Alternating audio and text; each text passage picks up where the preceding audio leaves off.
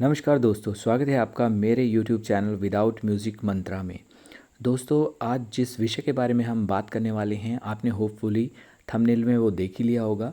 आज हम सूर्य को बलवान करने वाले कुछ टिप्स, कुछ उपाय के बारे में बात करने वाले हैं। इन उपायों को आप आजमाएं, आपका सूर्य निश्चित रूप से उच्च का होगा, बलवान होगा। आप चाहे प्रशासनिक क्षेत्र में उपलब्धि हासिल करने की इच्छा रखते हो, विद्या के क्षेत्र में सफलता प्राप्त करना चाहते हो, कोई आपका कोर्ट कचहरी का केस चल रहा हो, राजनीति के क्षेत्र में आप उच्च पद की लालसा रखते हो, या किसी भी तरह का आपको कोई उच्च पद चाहिए प्रशासन से संबंधित, सरकार से संबंधित, या यहाँ तक कि अगर आपको अपना आत्मविश्वास यानी कि कॉन्फिडेंस को बढ़ाना है, तब भी आपको सूर्यदेव की शरण में जाना ही पड़ेगा। सूर्य को बलवान करने के वैसे तो बहुत से तरीके हैं। मंत्र जाप के द्वारा आप सूर्य को बलवान कर सकते हैं। दान धर्म के द्वारा भी आप ये कार्य कर सकते हैं। रत्न धारण करने का, रूबी या माणिक पहनने की जो सलाह दी जाती है, उसके द्वारा भी आप सूर्य को बलवान कर सकते हैं। लेकिन मेरे हिसाब से यदि मैं आपको गाइड करूँ या मैं आपको बताना चाहूँ, तो मैं तो यही कहूँगा कि जो बेस्ट वे है सूर्य को बलवान करने के लिए, वो है सूर्य को अर्घ देना, यानी कि जल देना। क्योंकि यदि आप सूर्य को अर्घ देते हैं तो ना केवल आपकी समस्त जो 9 ग्रह होते हैं उनकी बाधाएं दूर होती हैं, बल्कि आपका जीवन जो है वो सुगम होता चला जाता है। क्योंकि देखिए, सूर्य जो है वो सभी ग्रहों में राजा माने जाते हैं। यदि आप सूर्य को बलवान करते हैं तो निश्चित रूप से आपका मंगल ग्रह जो है आपके, वो भी बलवान होंगे।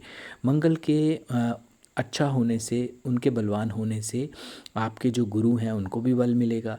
जब आपको ज्ञान की प्राप्ति होगी, जब तो आपको आपकी बुद्धि यानी कि बुद्ध भी आपका तेज होगा। बुद्धि के आने से आपके पास धन का आना यानी कि शुक्र भी आपका बलवान होगा। तो इस तरह से आप बोल सकते हैं कि सभी ग्रह, जो 9 के 9 ग्रह हैं आपके, वो एक दूसरे के साथ इंटरकनेक्टेड यानी कि जुड़े हुए हैं। दूसरी तरफ से आप इस तरह से ले सकते हैं कि सूर्य का जो हम अर्घ देते हैं, उसको आप, यदि आप थोड़े से भी विज्ञान के जानकार हैं, तो आपको ये मालूम होगा कि प्रकाश के अपवर्तन का सिद्धांत होता है। प्रकाश जो है वो जल के माध्यम से हमारे शरीर में प्रवेश करता है। जितने भी हमारे बॉडी में चक्रास होते हैं, उनको बैलेंस और उनको इन्हेंस यानी कि बढ़ने में, ये सूर्य की जो हम अर्घ देते हैं, जो जल की धारा में से सूर्य का प्रकाश आता है, वो हमारे बॉडी के चक्रास को बढ़ने में और बैलेंस करने में हेल्प करता है। आप इस तरह से मान सकते हैं कि जल जो है वो प्रिज्म की तरह काम करता है। जैसे ही हम जो धार होती है, सूर्य को जो जल की धार हम चढ़ाते हैं, उसमें जैसे ही सूर्य का प्रकाश जो है एंटर करता है, वो 7 रंगों में विभाजित हो जाता है और हमारे जो बॉडी के चक्रास हैं उनको बैलेंस करने का काम करता है। और जो चक्र जिस रंग का है, वो सूर्य से निकली हुई किरणें, यानी कि जिस रंग की वो किरण होगी, वो उसी चक्र में सम्माहित हो जाएगी। तो इसे आप किसी भी यानी कि धर्म से जोड़ के ना देखें, बल्कि आप साइंस से जोड़ के देखें। आप ये करेंगे तो आपके लिए बहुत अच्छा रहेगा। उच्च पद की लालसा है, किसी भी तरह की आपकी कोई इच्छा है, तो आप उसे निश्चित रूप से पूर्ण कर सकते हैं। इसके अलावा आपको अर्घ कब देना चाहिए? आपको जहाँ तक हो सके मॉर्निंग में, यानी कि जितनी जल्दी हो सके अर्ली मॉर्निंग आप उठ जाइए। उसके बाद स्नान आदि से निवृत्त होकर आप जो अर्घ है, अर्घ का पात्र है, तांबे का पात्र होना चाहिए, और उसमें आप कुमकुम, गुड़, थोड़े से चावल और लाल पुष्प, ये मिलाकर जो है अर्घ दें। अगर अभी तक आप हमारे वीडियो को देख रहे हैं तो चैनल को सब्सक्राइब करें, फैमिली और फ्रेंड्स के साथ वीडियो को शेयर करें। तो इस प्रकार से यदि आप उपाय करते हैं, अर्घ देते हैं, तो निश्चित रूप से आपका सूर्य जो है बलवान होगा। और ना केवल सूर्य देव बलवान होंगे, बल्कि उनसे, क्योंकि वो राजा हैं, तो वो सारे ग्रह आपके सुचारू रूप से व्यवस्थित हो जाएंगे और आपके जीवन को एक जिसे कहते हैं कि धारा प्रवाह और उन्मुक्त यानी कि तनाव रहित रहने में भी मदद करेंगे। आपको किसी प्रकार का कोई मेंटल टेंशन, जैसे मानसिक तनाव कहा जाता है, अनिद्रा की प्रॉब्लम इससे नहीं होगी। तो सूर्य को अर्घ देना जो है बहुत बहुत ही आवश्यक माना जाता है। क्योंकि यदि आपके सूर्य कहीं ना कहीं कमज़ोर हैं, तो आपको जीवन में कई तरह की समस्याओं का सामना करना पड़ सकता है।